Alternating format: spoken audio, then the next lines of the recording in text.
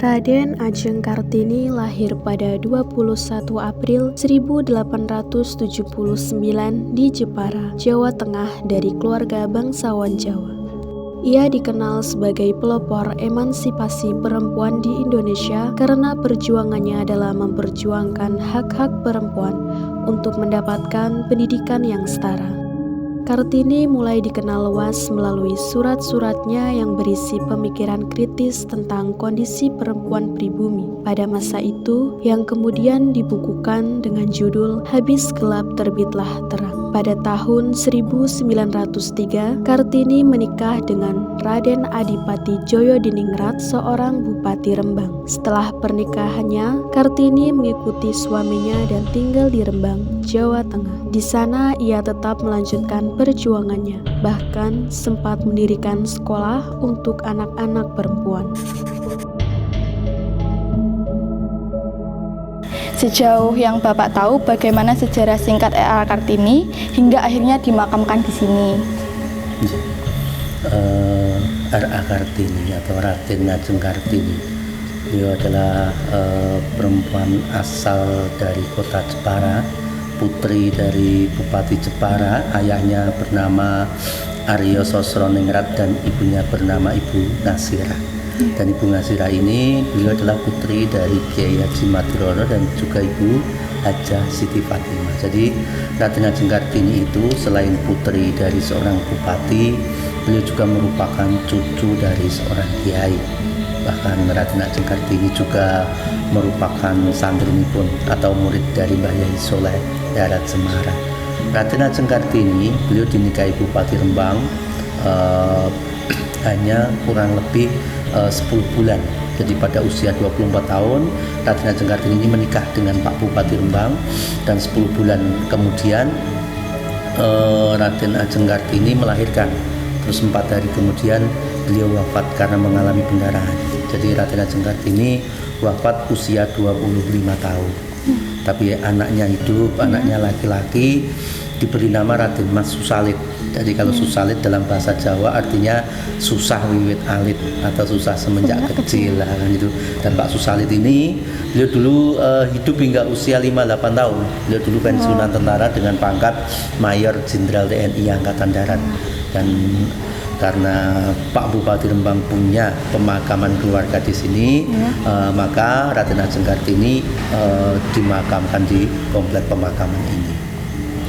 Kalau jejak Raden Ajeng Kartini dan peninggalan warisan beliau itu adalah semangat yang ada pada diri kaum wanita pada khususnya untuk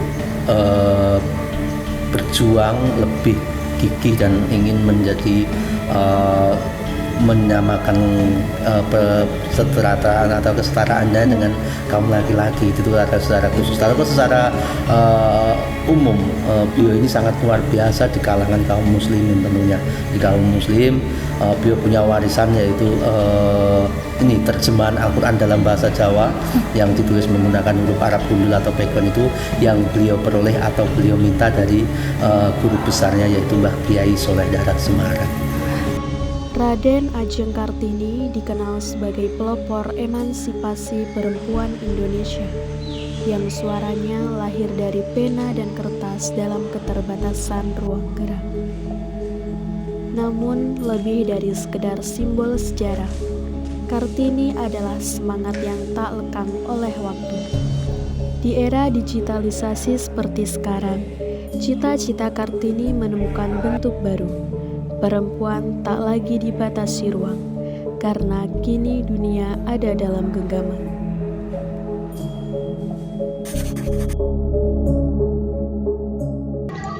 Bagaimana pendapat Pak Yon tentang representasi Kartini masa kini? Apakah sudah sesuai dengan perjuangan R.A. Kartini di masa lampau? Ini menurut Pak Yon ya, Raden Ajeng Kartini itu kan perjuangan terberat, perjuangan yang paling berat beliau ini kan beliau menggaungkan emansipasi agar wanita setara dengan kaum lelaki waktu itu dulu. Hingga beliau pernah menyatakan bahwa beliau tidak akan pernah menikah untuk memperjuangkan emansipasi wanita. Harapan saya beliau nanti akan mempunyai keturunan yang harus lebih berkualitas lagi dibandingkan dengan orang tuanya mungkin, iya kan?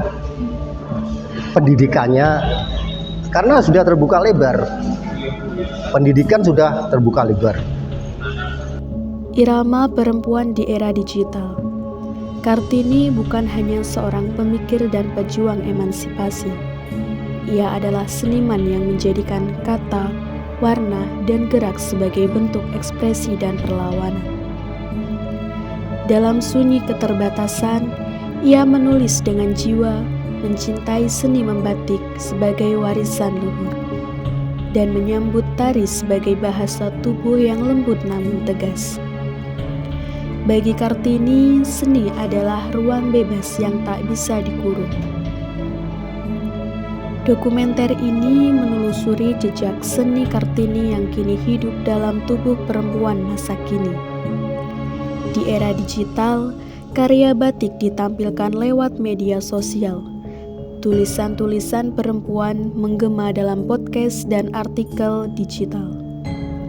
Dalam tari tradisional bertemu teknologi dalam panggung virtual. Kartini yang dulu berkarya dalam senyap, kini bersuara lewat kreativitas yang lintas ruang dan waktu. Kini menjadi kekuatan perempuan untuk berkarya, memperjuangkan identitas, dan menyentuh dunia dengan cara yang baru tanpa meninggalkan akar kebudayaannya.